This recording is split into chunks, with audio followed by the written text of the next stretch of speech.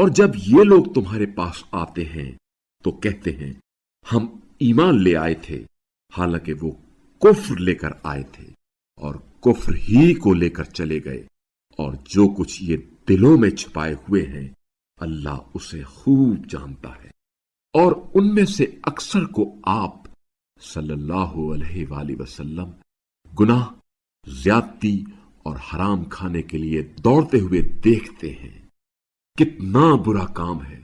جو یہ لوگ کر رہے ہیں۔ ان کے علماء اور فقہا انہیں گناہ کی باتوں اور حرام کھانے سے منع کیوں نہیں کرتے؟ ان کا یہ عمل کتنا برا ہے۔ اور یہود کہتے ہیں اللہ کے ہاتھ بندھے ہوئے ہیں، خود ان کے ہاتھ باندھے جائیں اور ان پر لعنت ہو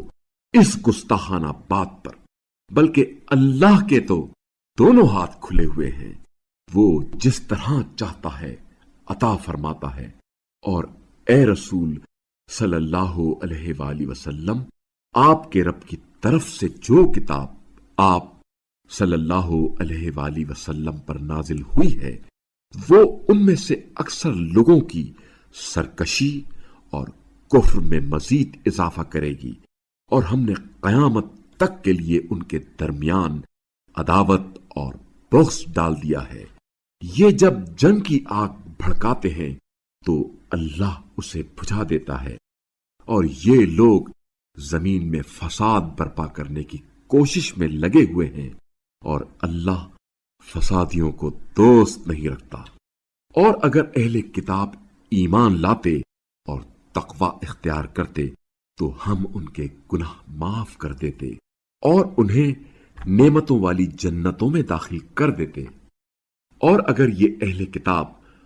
توریت و انجیل اور ان کے رب کی طرف سے ان پر نازل شدہ دیگر تعلیمات کو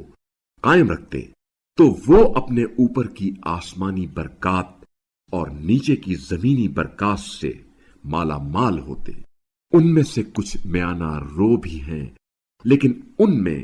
اکثریت بدکردار لوگوں کی ہے۔ اے رسول صلی اللہ علیہ وآلہ وسلم، جو کچھ آپ کے پروردگار کی طرف سے آپ صلی اللہ علیہ وآلہ وسلم پر نازل کیا گیا ہے اسے پہنچا دیجیے، اور اگر آپ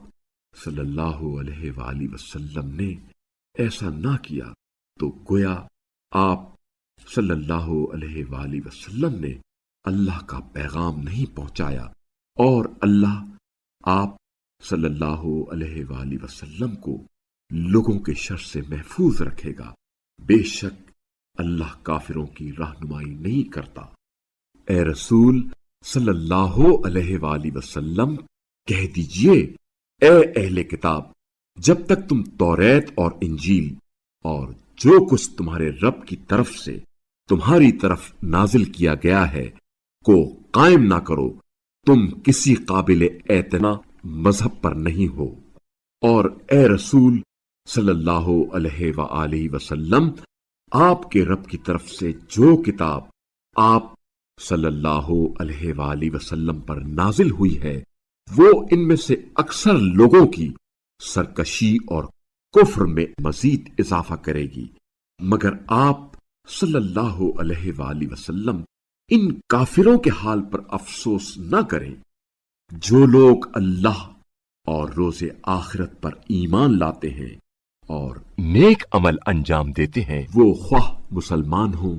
یا یہودی یا سابی ہوں یا عیسائی، انہیں روز قیامت نہ کوئی خوف ہوگا اور نہ ہی وہ محزون ہوں گے۔ بتحقیق ہم نے بنی اسرائیل سے عہد لیا اور ان کی طرف رسول بھیجے، لیکن جب بھی کوئی رسول ان کی طرف ان کی خواہشات کے خلاف